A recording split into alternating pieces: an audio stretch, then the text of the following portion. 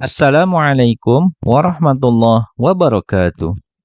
Ada satu fenomena yang terjadi baru-baru ini, yaitu kejadian pasca pemilihan umum yang telah berlangsung, di mana banyak sekali masyarakat yang mencalonkan diri menjadi anggota legislatif untuk bersaing di pemilu 2024. Di kala persaingan politik memanas, pemilu 2024 menjadi sorotan utama bagi calon legislatif. Setelah berusaha membagi-bagikan uang dan barang, banyak calon yang harus menelan kegagalan karena tak mampu meraih suara yang cukup untuk melenggang ke perwakilan rakyat.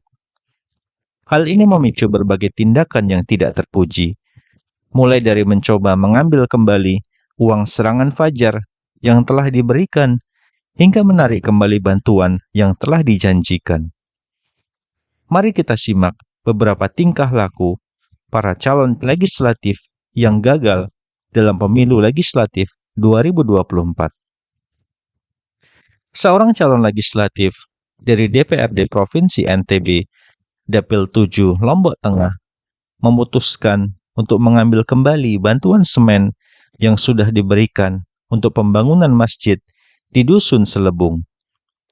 Tim suksesnya bahkan datang dan menarik kembali bantuan semen tersebut dengan mobil pick-up.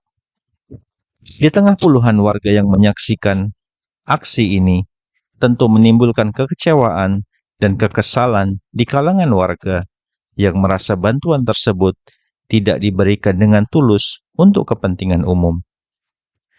Di Banyuwangi, seorang calon legislatif juga melakukan tindakan serupa. Setelah kalah suara dalam pemilihan, dia memutuskan untuk menarik kembali bantuan pembangunan jalan yang seharusnya digunakan untuk kepentingan masyarakat. Bantuan tersebut bahkan diangkut kembali menggunakan truk, hanya dalam 2 hari setelah pencoblosan. Tindakan ini tentu saja menuai kecaman dari masyarakat yang merasa kecewa dan merasa dikhianati oleh calon yang telah mereka pilih. Namun, tindakan yang paling mencengangkan datang dari seorang calon legislator asal Banawa, Kabupaten Donggala, Sulawesi Tengah. Dia dikabarkan membongkar kuburan dan memindahkan jenazah yang berada di tanah miliknya ke lokasi lain, sebagai bentuk protes karena tak dipilih dalam pemilihan. Tindakan ini tentu saja mengejutkan banyak pihak, dan pihak keluarga jenazah yang terlibat merasa sangat terpukul. Seharusnya persoalan politik tidak boleh melibatkan orang yang sudah meninggal, dan tindakan semacam ini hanya menunjukkan ketidakmampuan seseorang untuk menerima kekalahan secara dewasa. Pada kasus lain, terdapat laporan tentang oknum calon legislatif yang menggunakan taktik intimidasi dan tekanan terhadap warga yang telah menerima uang serangan fajar dari 2 calon yang berbeda. Ketika mengetahui bahwa warga tersebut mencoblos 2 calon lainnya bukan dari kubu mereka, tim sukses pun marah dan meminta kembali uang yang telah diberikan.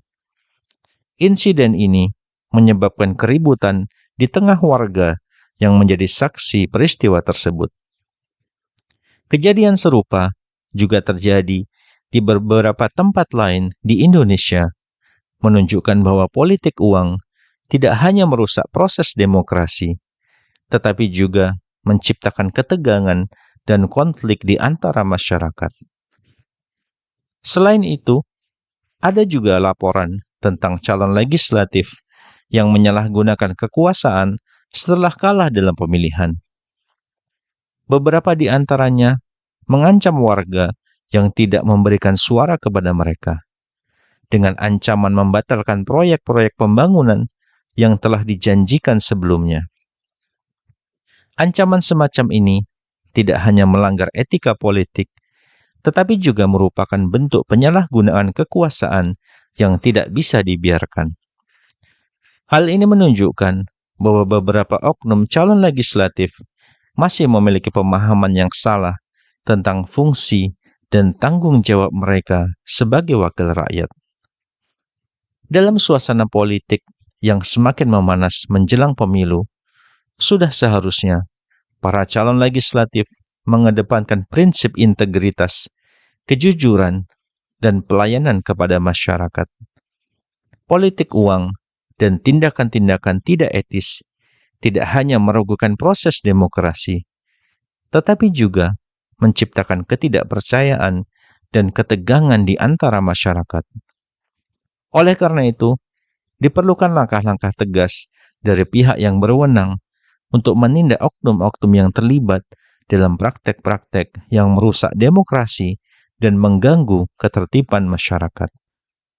Setiap calon legislatif yang berpartisipasi dalam pemilihan seharusnya memahami bahwa hasil akhirnya bukanlah semata-mata ditentukan oleh usaha dan tindakan mereka sendiri, tetapi juga oleh ketetapan Allah Subhanahu wa Ta'ala.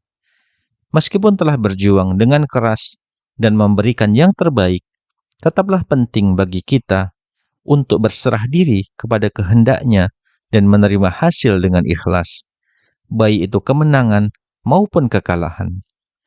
Sebagai hamba yang beriman, mereka harus yakin bahwa Allah Subhanahu wa Ta'ala telah menetapkan segala sesuatu dengan sebaik-baiknya dan bahwa apapun yang terjadi merupakan bagian dari rencananya yang maha bijaksana.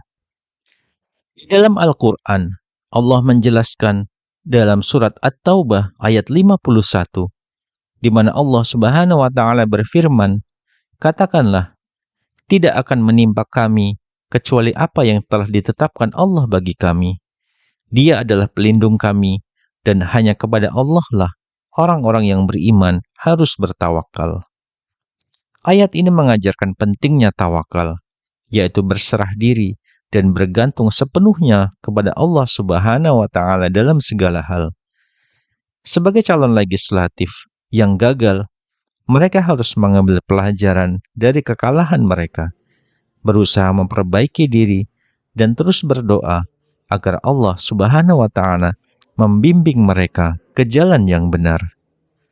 Selain itu, hadis Rasulullah Shallallahu Alaihi Wasallam juga menegaskan pentingnya sikap tawakal dalam menghadapi segala ujian dan cobaan. Rasulullah Shallallahu Alaihi Wasallam bersabda, "Barang siapa yang berserah diri kepada Allah, maka Allah akan mencukupkan baginya." Hadis ini mengajarkan bahwa Allah Subhanahu wa Ta'ala akan memberikan pertolongan kepada hambanya yang berserah diri sepenuhnya kepadanya. Oleh karena itu, calon legislatif yang gagal seharusnya menyerahkan segala sesuatu pada ketetapan Allah Subhanahu wa Ta'ala, percaya bahwa apapun yang terjadi adalah yang terbaik menurut rencananya yang maha bijaksana. Wassalamualaikum warahmatullahi wabarakatuh.